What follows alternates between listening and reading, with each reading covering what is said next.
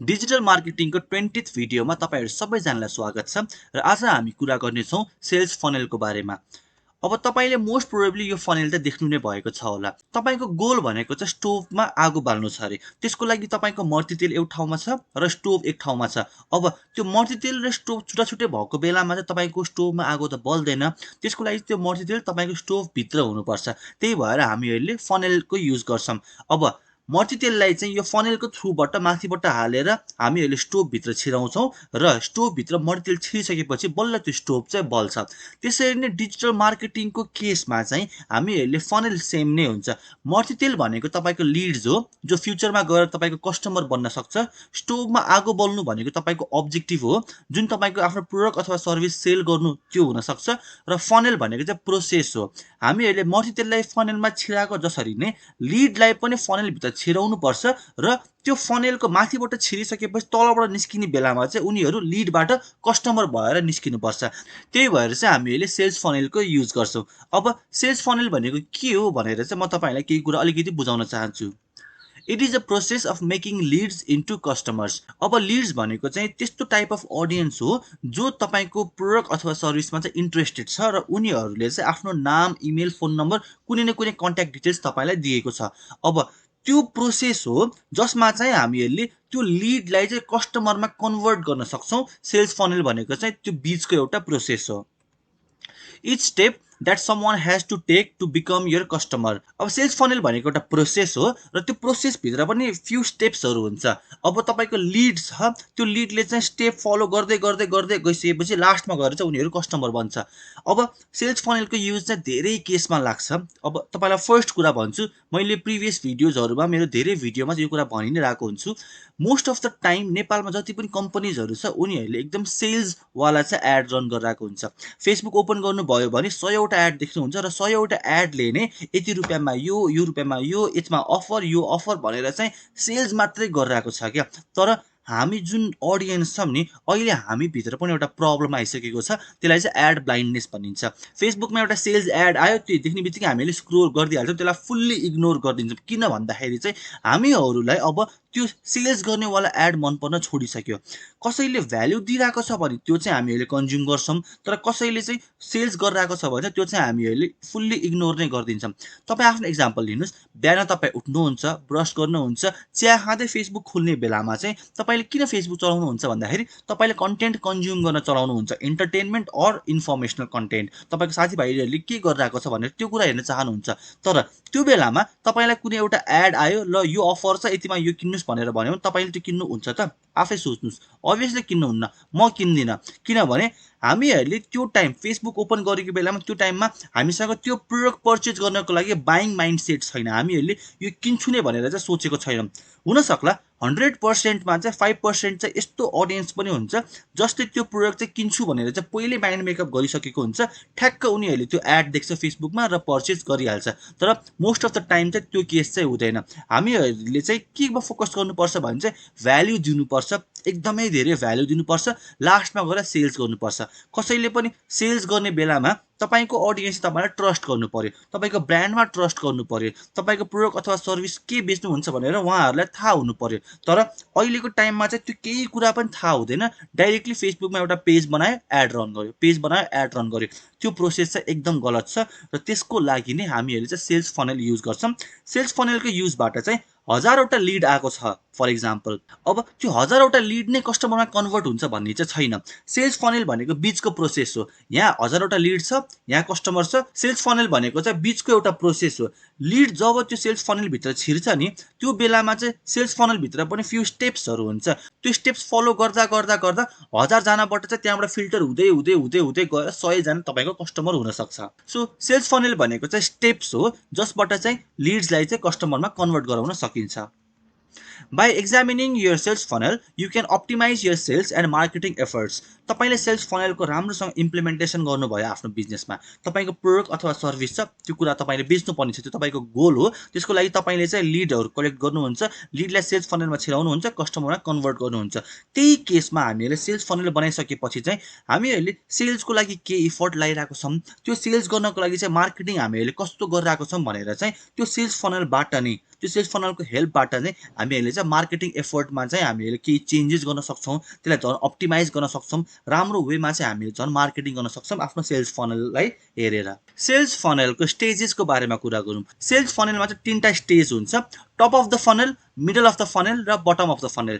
Top of the फनललाई TOFU पनि भनिन्छ सर्ट फर्ममा, मिडल अफ द फनललाई मोफु भनिन्छ, बटम अफ द फनललाई चाहिँ बोफु भनिन्छ। सो सेल्स फनल चाहिँ यस्तो देखिन्छ, तपाईहरूले पनि हेर्न सक्नुहुन्छ। फर्स्टमा आउँछ TOFU, top of the funnel हुन्छ, त्यसको तलपट्टि चाहिँ MOFU, middle of the funnel, र लास्टमा गएर चाहिँ बोफु आउँछ, bottom of the funnel. Top of the फनलमा चाहिँ हामीले के गर्छौँ भने चाहिँ तपाईँले आफ्नो लिडलाई चाहिँ अवेर गराउनुहुन्छ, तपाईँ को हो, तपाईँले के काम गर्नुहुन्छ भनेर अवेर गराउनुहुन्छ। उनीहरूलाई बेसिकली चाहिँ तपाईँले चाहिँ आफ्नो लिडमा कन्भर्ट गराउनुहुन्छ टप अफ द फनलमा। मिडल अफ द फनलमा तपाईँले के गर्नुहुन्छ भने चाहिँ त्यो जुन लिड तपाईँको आएको छ त्यो लिडलाई तपाईँले नर्चर गर्नुहुन्छ। तपाईँको एन्ड गोल भनेको त कुनै प्रोडक्ट अथवा सर्भिस बेच्नु हो नि त नि, होइन? त्यही प्रोडक्ट अथवा सर्भिस किन्नको लागि नै मान्छेहरू इन्ट्रेस्टेड भएर तपाईँको लिड बनेर आएको छ। त्यो लिड चाहिँ फर्स्टमा टप अफ द फनल टोफुमा छ।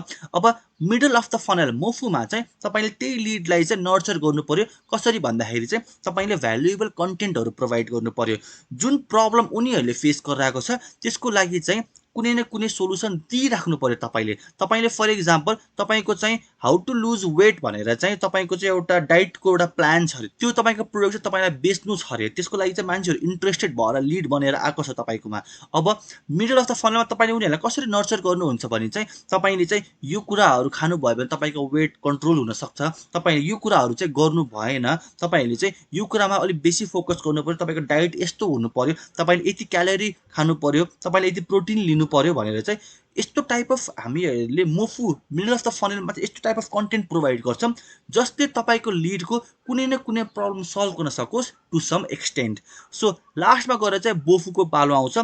बटम अफ द फनलमा चाहिँ तपाईँको चाहिँ के हुन्छ भने त्यो लिड जुन छ त्यो फनलभित्र छिरिसकेपछि चाहिँ लास्टमा गएर बटम अफ द फनलमा चाहिँ उनीहरूले चाहिँ डिसिजन लिन्छ कि तपाईँको ब्रान्डलाई उनीहरूले चिन्यो, तपाईँलाई चिन्यो, तपाईँले के प्रोडक्ट सर्भिस बेच्नुहुन्छ भनेर पनि उनीहरूले थाहा पाइसक्यो। मोफुको पार्टमा चाहिँ त्यो मान्छेलाई चाहिँ तपाईँले नर्चर गर्नुहुन्छ, त्यो लिडलाई तपाईँले नर्चर गर्नुहुन्छ, नर्चर गर्नु भइसकेपछि चाहिँ उनीहरूले तपाईँलाई ट्रस्ट गर्छ। र बोफु बटम अफ द फनलमा चाहिँ उनीहरूले तपाईँसँग चाहिँ बाई पनि गर्छ। सो यसैलाई अब म अलिकति डिटेलमा पनि बुझाउँछु। टप अफ द फनलमा चाहिँ के हुन्छ भने the top of the funnel is the marketing that attracts prospect to your business with the help of a lead magnet. Top of the फनलमा मान्छेहरूलाई थाहा हुन्न कि तपाईँले के बेच्नुहुन्छ, तपाईँ को हो भनेर थाहा हुन्न। त्यति बेलामा चाहिँ हामीले लिड म्याग्नेटको युज गर्छौँ।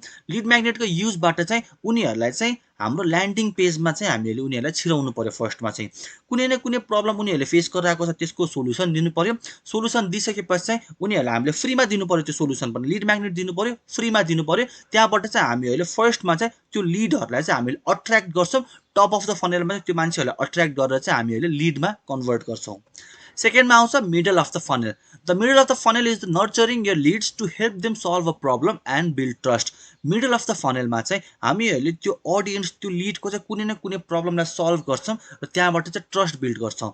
अब कुनै पनि मान्छे तपाईँकोमा आएको छ, तपाईँले डाइरेक्टली यसको चाहिँ यति प्राइस पर्छ भनेर भन्नुभन्दा पनि तपाईँले चाहिँ उनीहरूको त्यो प्रब्लमलाई सल्भ गर्नको लागि चाहिँ केही न केही थोरै थोरै कन्टेन्टहरू दिनुहोस्, फ्रीमा दिनुहोस्, भ्यालुएबल कन्टेन्टहरू दिनुहोस्, उनीहरूलाई नर्चर गर्नुहोस्। त्यो गर्नुभयो भने चाहिँ उनीहरूले फ्युचरमा त्यही प्रोडक्ट किन्नु पर्यो भने तपाईँलाई नै सम्झिन्छ, किनभने तपाईँले उनीहरूलाई फ्रीमा भ्याल्यु प्रोभाइड गरिराख्नु भएको छ, फ्रीमा तपाईँले उनीहरूलाई चाहिँ प्रब्लम सल्भ गर्ने सोलुसन दिइराख्नु भएको छ। लास्टमा गएर त्यो प्रोडक्ट किन्ने बेलामा चाहिँ उनीहरूको माइन्डमा चाहिँ तपाईँ नै फर्स्टमा आउँछ। सो मिडल अफ द फनलमा चाहिँ त्यो लिडलाई चाहिँ हामीले नर्चर गर्छौँ र नर्चर गरिसकेपछि चाहिँ मेन कुरा भनेको चाहिँ उनीहरूको चाहिँ ट्रस्ट चाहिँ हामीले जित्छौँ। लास्टमा आउँछ bottom of the funnel. The bottom of the funnel is where your lead is fully nurtured, trust you and finally make a purchase. Bottom of the फनलमा चाहिँ उनीहरू फुल्ली नर्चर्ड पनि भइसकेको हुन्छ, उनीहरूले तपाईँलाई चिनिसकेको हुन्छ, तपाईँलाई ट्रस्ट पनि गर्न थाल्छ र फाइनल्ली सबै कुरा भइसकेपछि चाहिँ उनीहरूलाई तपाईँले चाहिँ अब बल्ल सेल्स पिच गर्नुभयो भने चाहिँ उनीहरूले तपाईँसँग चाहिँ पर्चेज पनि गर्छ। आई होप तपाईँले सेल्स फनेलको बारेमा केही राम्रो इन्फर्मेसन पाउनुभयो होला। एउटा कुरा तपाईँहरूले के याद गर्नुहोस् भने तपाईँले प्रोडक्ट बेच्दै हुनुहुन्छ, सर्भिस बेच्दै हुनुहुन्छ, जे बेचे पनि तपाईँले चाहिँ सेल्स गर्नुभन्दा पनि भ्यालु दिनेमा फोकस गर्नुहोस्। अब मेरो केस हेर्नुभयो भने चाहिँ म कहिले पनि कुनै पनि प्रोडक्ट बेच्दाखेरि चाहिँ डाइरेक्टली सेल्सवाला एड रन गर्दिनँ, म भ्यालुवाला एड रन गर्छु। फर्स्टमा चाहिँ मान्छेहरूलाई चाहिँ मेरो लिडमा कन्भर्ट गर्छु, त्यसपछि बिस्तारै बिस्तारै बिस्तारै उनीहरूलाई नर्चर गरेर ट्रस्ट बिल्ड गराएर चाहिँ म मेरो आफ्नो प्रोडक्ट चाहिँ सेल गर्छु। तपाईँहरूले पनि प्रोडक्ट अथवा सर्भिस सेल गर्ने बेलामा चाहिँ फनेलको युज गर्नुहोस्। टप अफ द फनेलमा तपाईँले आफ्नो लिडलाई लिएर आउनुहोस्, उनीहरूलाई नर्चर गर्नुहोस् र लास्टमा बल्ल गएर तपाईँले चाहिँ सेल गर्नुहोस्। फाइनल्ली हामीहरू यो कोर्सको लास्ट भिडियोमा पनि आइसकेको छौँ। अब फाइनल भिडियोमा म तपाईँहरूलाई चाहिँ how to start your digital marketing करियरको बारेमा चाहिँ केही इन्फर्मेसनहरू दिन चाहन्छु। म आफूले कसरी स्टार्ट गरेँ र तपाईँहरूलाई पनि कसरी स्टार्ट गर्न सक्नुहुन्छ भनेर केही इन्फर्मेसन दिन चाहन्छु। आई होप कि तपाईँले अहिलेसम्म सबै सिकाएको कुराहरू पनि तपाईँले फलो गर्दै हुनुहुन्छ होला, इम्प्लिमेन्ट गर्दै हुनुहुन्छ होला। यो कुराले नै तपाईँलाई पछि गएर चाहिँ ठुलो सपोर्ट दिनेवाला छ। So thank you so much for watching this video. See you on the next video.